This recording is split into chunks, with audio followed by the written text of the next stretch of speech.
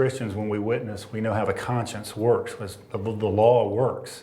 And it's the same in the secular world too, and in the law enforcement world.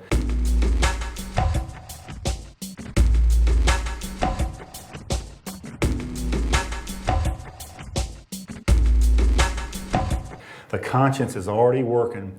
That guilty person or the deceptive person that I just asked that question of, the courtroom's already convicting them. It's already happening. So when that question is asked, it's a lot of stress, it's a lot of anxiety. So they'll blade, they'll cover up, and they'll step away. They might even go so far as to cover their mouth when they speak. I don't know what you're talking about. I didn't hear about anything yesterday. See, they're physically trying to keep the words in their mouth. Right. They know that they're not telling the truth, so they're physically trying to push those words back in their mouth. So what's an eraser? Well, an eraser is something that you can spot quite often.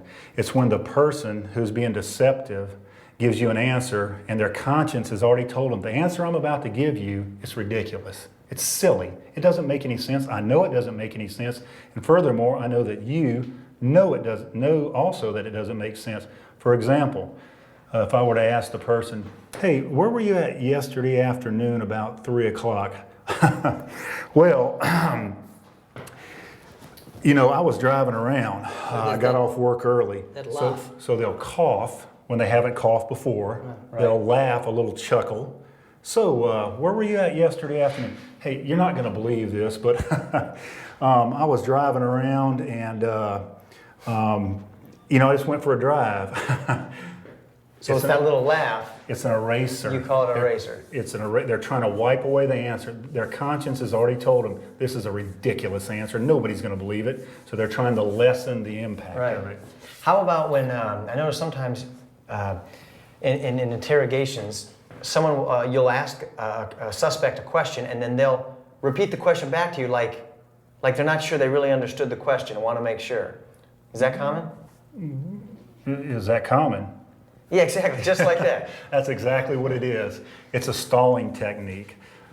It's a yes. You asked a yes or no answer. Yeah. Where were you at? Or right, did you have anything to do with that robbery at the bank yesterday? Did I have anything to do with it? Right. Did you have anything to do with it? Is that what you?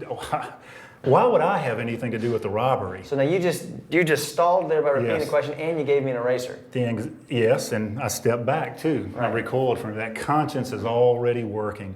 You've caused me great anxiety and stress, and I don't like you because you're doing this to me. And he's twice my size. Yeah, it doesn't matter. And I caused him stress. It doesn't matter. It doesn't matter. The conscience works.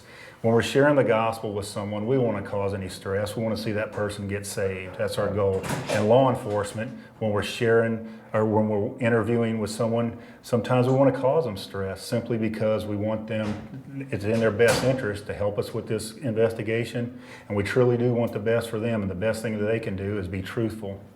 Right. Right. And that's the same with witnessing. We want people to be truthful and confess, admit that they are guilty before God and that they need help. And that help is found. The voice of conscience.